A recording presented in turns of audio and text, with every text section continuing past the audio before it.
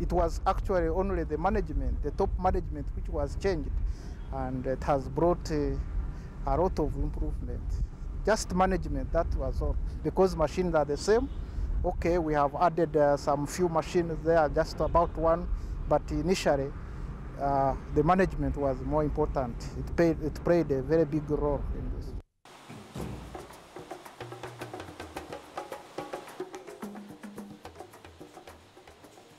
You know, one thing for sure, this is quite a setup which gives opportunity to essentially two categories of people. There are those who come when they're initially skilled and they are employed in the administration department, okay? Then there are others, especially the production workers, they come here, get an initial 3-month training, then from there they start a probation, which is also 3 months, and then thereafter they are fully recruited. So we kind of transfer skills to people who initially didn't have any skills, especially in machine operation.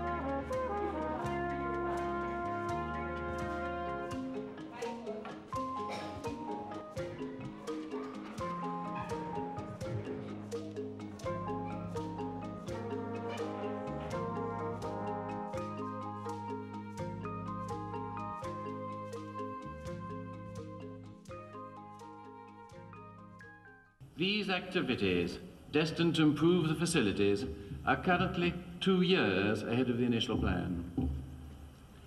Simultaneously, major enhancements in curriculum, teacher training, and teacher materials have accompanied these improvements in the physical infrastructure. Programmatically, the nursery and primary school have introduced new child-centered learning, which has markedly improved the quality of education within 3 years. We are confident that this institution, as a result of these improvements to the campus and the educational system, will soon regain and exceed its former place as an institution of academic excellence in Uganda. Our successful experience in the establishment of a voluntary linkage between a corporate partner, local government, and a school appears to have significance well beyond this academic institution.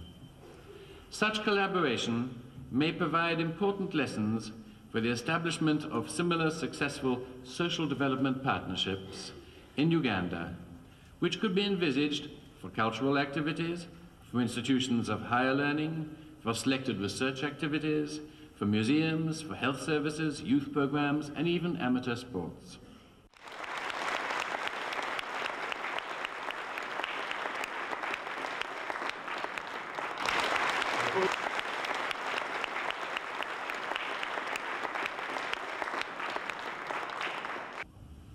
And the standard of education that has been established in this school is definitely a hope for the future. And that's why, for you to know, Prince Aga Khan,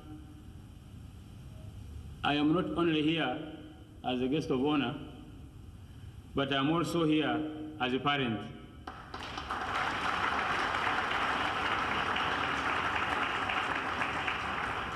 And even the Minister of State for Education in charge of primary is not only here as the Minister of State in charge of primary, he's also here as a parent.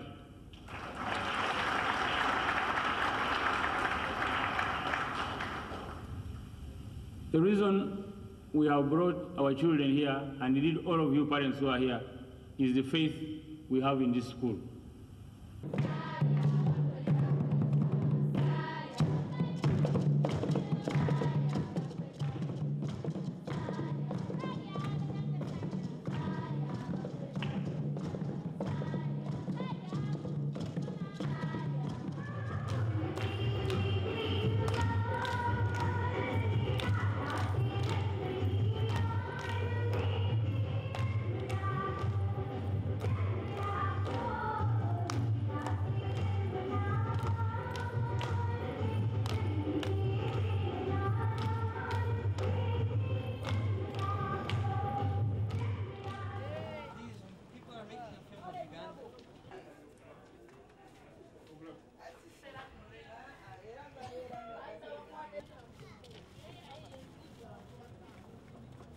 Not at all. I don't know many places other than maybe North America and Western Europe where these crises are not there. And I think it is wrong and unfair to point a finger at Africa. There are many African countries that are making genuine and exciting progress. There are many African leaders, younger people, who are exceedingly well educated, who are confident in the future of Africa. And to isolate Africa as a continent which has more problems than elsewhere doesn't, in my view, correspond to reality.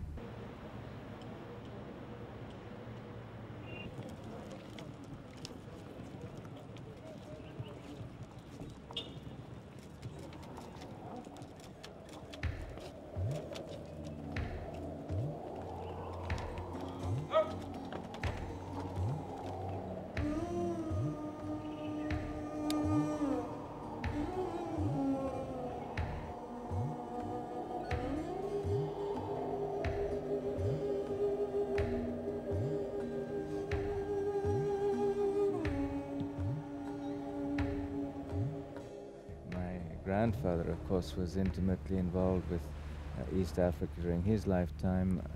I spent 5 years in Kenya. There is a significant Ismaili community still in Eastern Africa. Our institutions are still operating here. There is a big Muslim population in East Africa.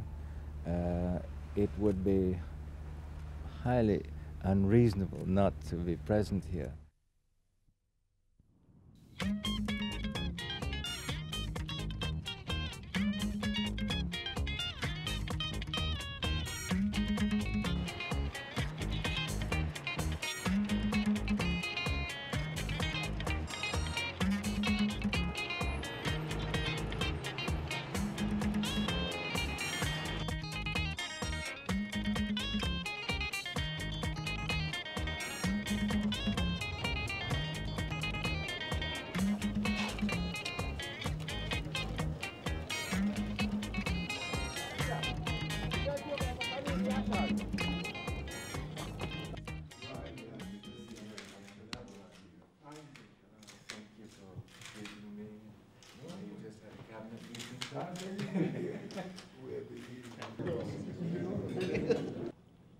Within this context, the Arkan Development Network has decided to accelerate and enlarge its activities in Kenya. In the social sector, in the next years, it is expected that we will invest up to $80 million to turn the Arkan Hospital in Nairobi into a focal tertiary care hospital serving the whole of East Africa.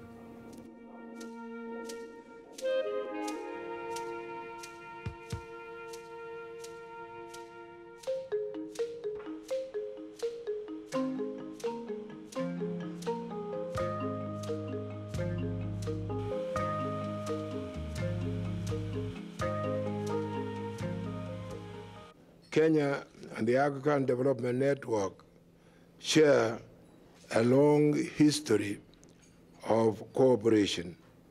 The African Development Network has for a long time supported our development efforts by promoting socio-economic development in various fields such as health, education, and rural development.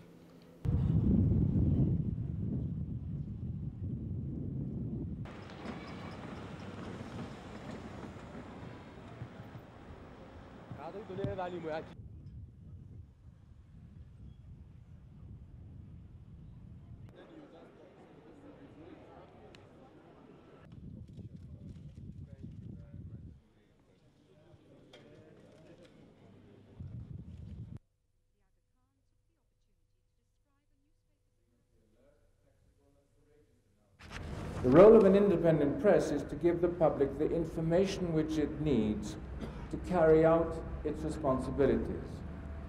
And this special task, the role of observing and informing, is a role that not even the most enlightened government can ever play for itself. In the long run, every newspaper must be held accountable for the way it does its work. But accountable to whom? Not to any single authority, official or unofficial, but accountable to the organic, pluralistic community that stretches out over space and time. We talk a lot about the rights of the press as an independent social critic, and that is very important. But it is also important to talk about the obligations of the press as a constructive social leader.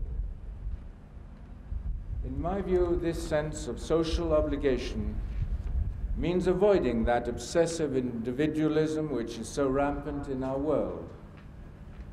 It means rejecting the celebration of success for its own sake, regardless of the social impact. It means resisting the siren song of sensationalism and sectarianism as ways to build short-term readership and short-term profits. It means writing and editing newspapers with a concern for social cohesion and with a sense of moral standards.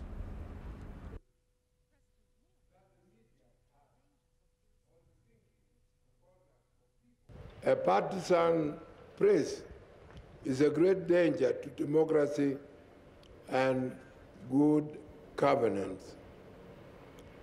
A biased media can ignite ethnic hostilities that have the potential to dismember a nation. In this connection, I appeal to the media to exercise great caution and be objective, especially when dealing with matters of political nature. We will continue to accept criticism that is fair and well-intentioned.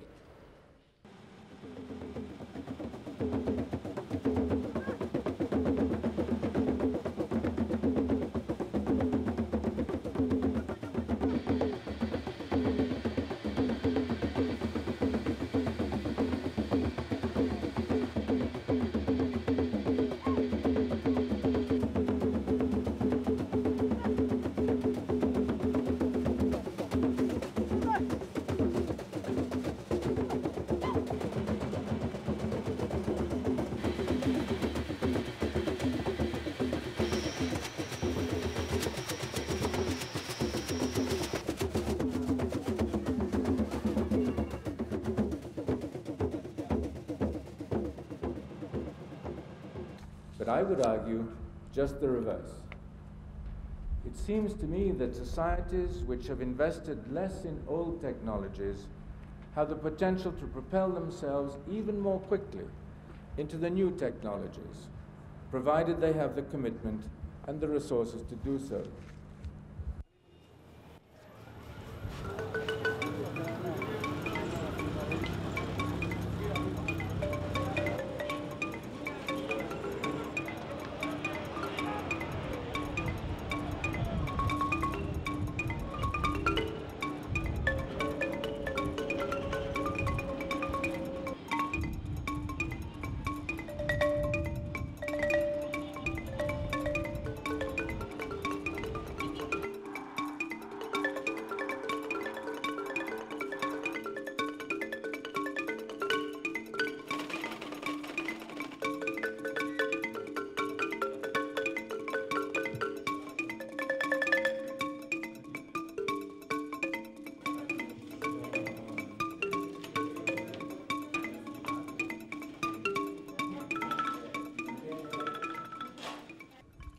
We hope that the Tanzanian public at large will have access to international banking facilities, because by then we'll be linked to Kenya and Uganda.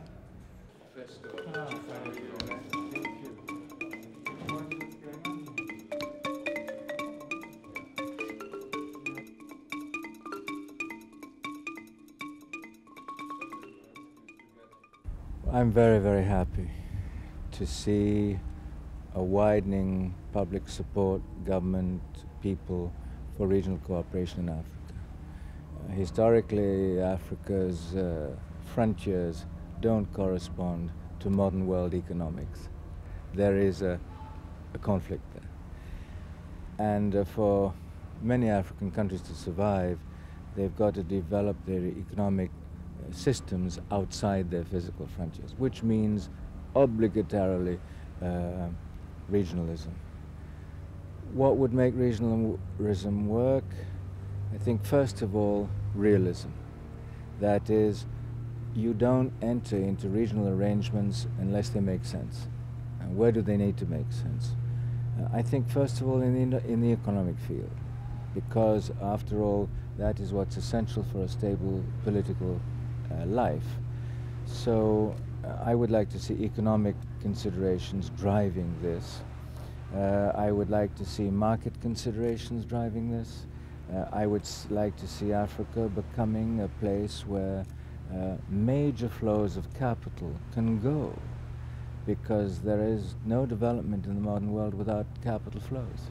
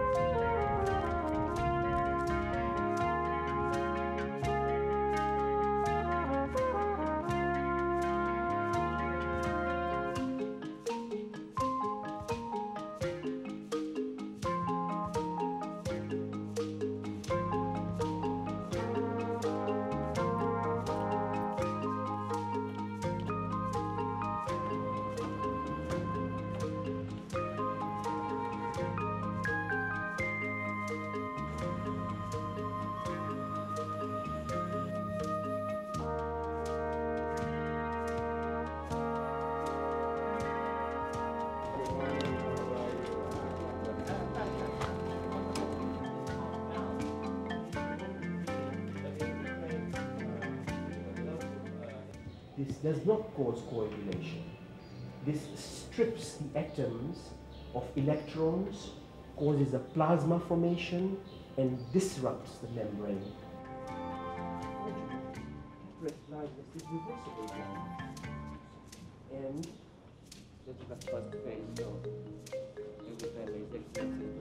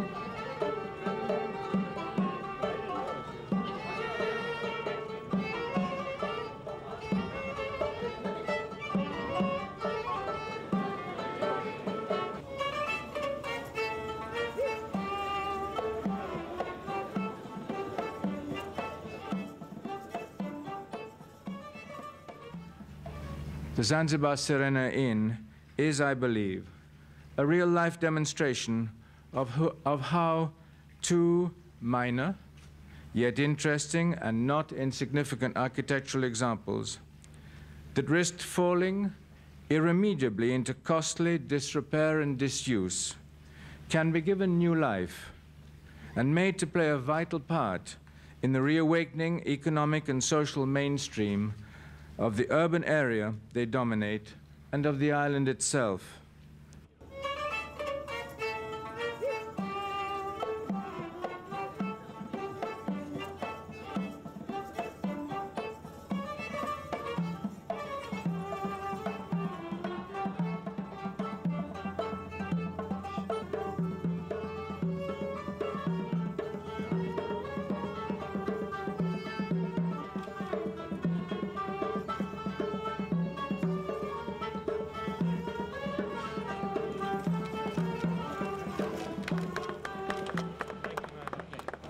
The fear that tourism is a social cultural destabilizer in Africa is increasingly waning. In any case, the negative effects of tourism can, with proper planning, be reduced significantly. We cannot, however, be blind to the fact that tourism does interact with the natural and the human environment. As such, it has the potential to cause undesirable consequences, which, if uncontrolled, can destroy the attractions on which its success depends. We shall, therefore, strive to promote the economic integrity of the industry without endangering the social and physical fabric of our society. Instead, working continuously in collaboration with the Stone Town Authority and the Aga Khan Trust, we have already created circa 100 new jobs here, with only 3 expatriate employees. Local management will follow our policy to maximize employment and training facilities for local people. We will also seek to encourage local fishermen and farmers to provide us with highest quality produce, since this makes more commercial sense than having to import unnecessary foodstuffs.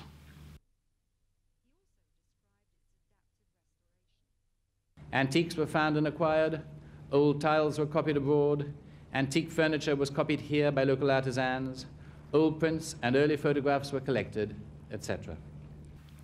Not wishing to exacerbate the problems of the Stone Town's already overloaded infrastructure, particularly its sewage system, we have incorporated into the inn's own systems a biodigester which will organically process our wastewater, producing clean water at the end of this process.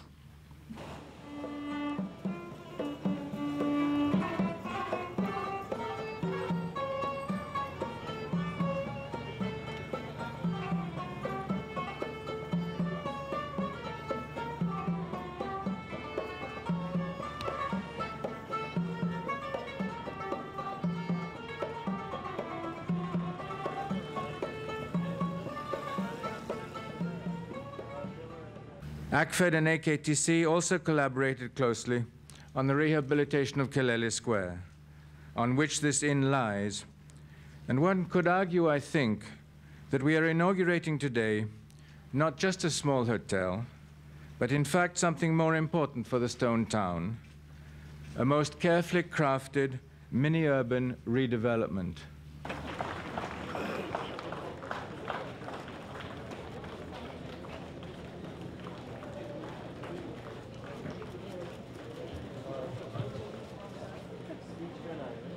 Investment in historic cities can be a productive development investment, meeting practical needs, releasing the creative energies, and providing sources of social cohesion, not an unproductive investment in stagnating, barren environments.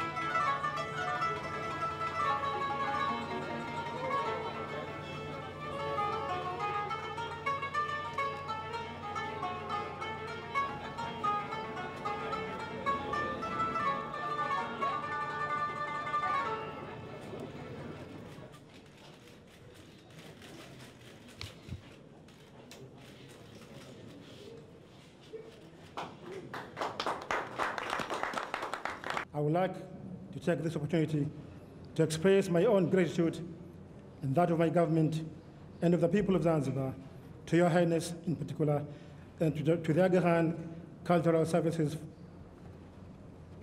in general, for the commendable effort in returning the values of this building to its former glory. It goes without saying that the job was not easy after it has undergone so many years of neglect and decay.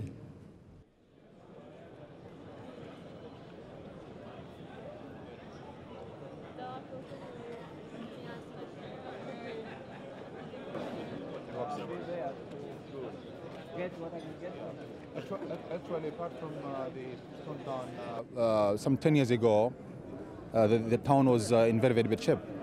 So since then, when our authority was introduced, Stone Town Authority, things started changing a lot.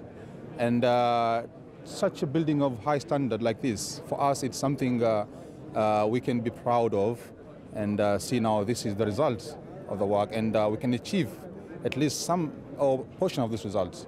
So to an ordinary person, even to him, this is an achievement, and to us even more.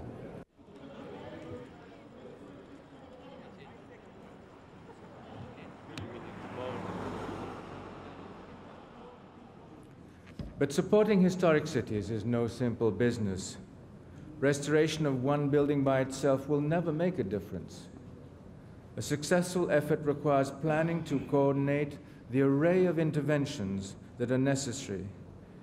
It requires the reform of regulations and policies to release creative energy and investment needed for the amount of work involved. And it requires the mobilization of public support to sustain the physical work once it has been accomplished.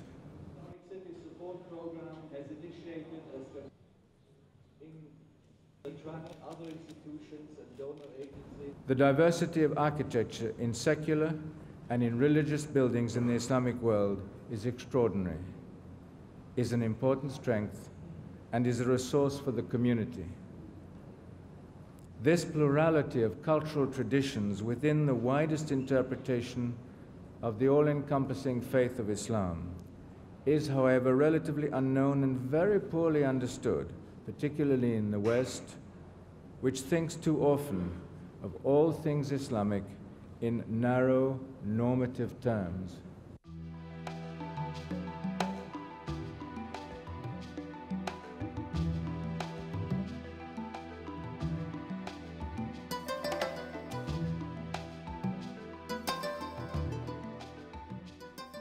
Such environments express the creative genius of a particular people and document important aspects of their history and accomplishments. Attention to their preservation and revitalization can contribute to stability, provide real economic opportunities, and increase the overall quality of life